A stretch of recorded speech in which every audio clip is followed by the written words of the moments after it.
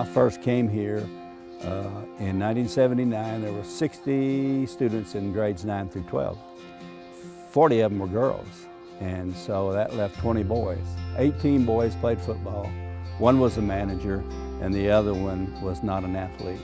So we had 40 girls, and at that time we didn't have a band, but we had the biggest rocket-looking halftime that you've ever seen as far as girls, high kicking and whatnot.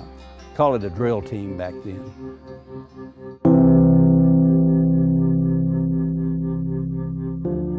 My name is Buddy Lutz. I was the head football coach here in Christoval from 1979 to 1988 during our six-man era. It's interesting how I showed up here because the first six-man football game that I ever coached was the first one I ever saw.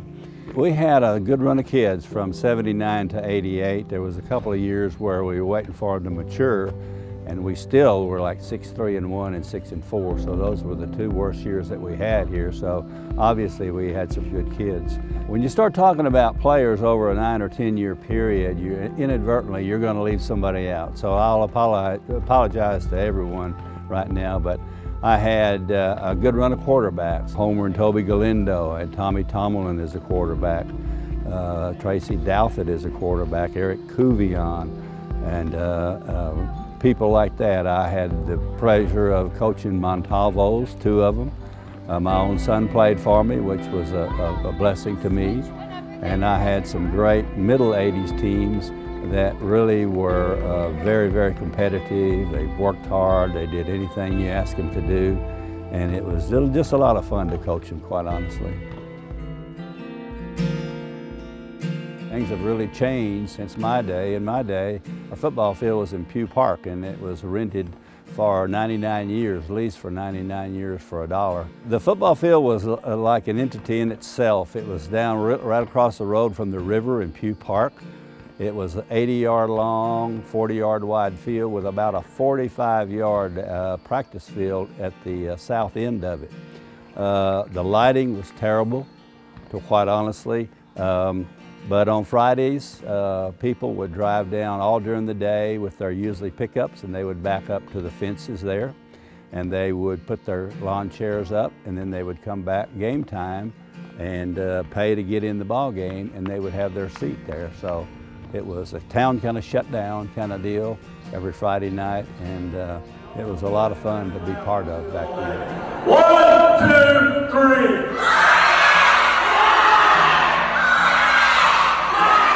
I miss Billy Barnett every day, and it was a sudden loss that took his life. But when I hired Billy in 1983, I needed someone just like him. No nonsense kind of guy, really hard worker, didn't put up with any kind of nonsense.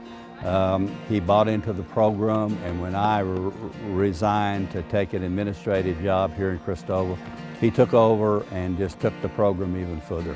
You know, he's a Hall of Fame coach.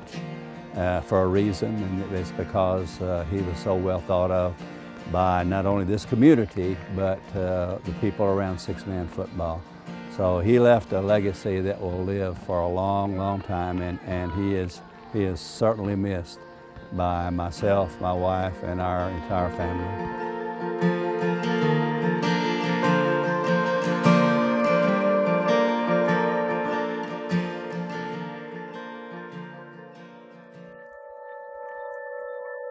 In any situation, you have to grow, you know. You have to change and you have to grow. And so the next step from the six-man football era was 11-man, and they eased into it like they should have. And now, after this many years, they've got a really great program going. And so they're building legacies of their own.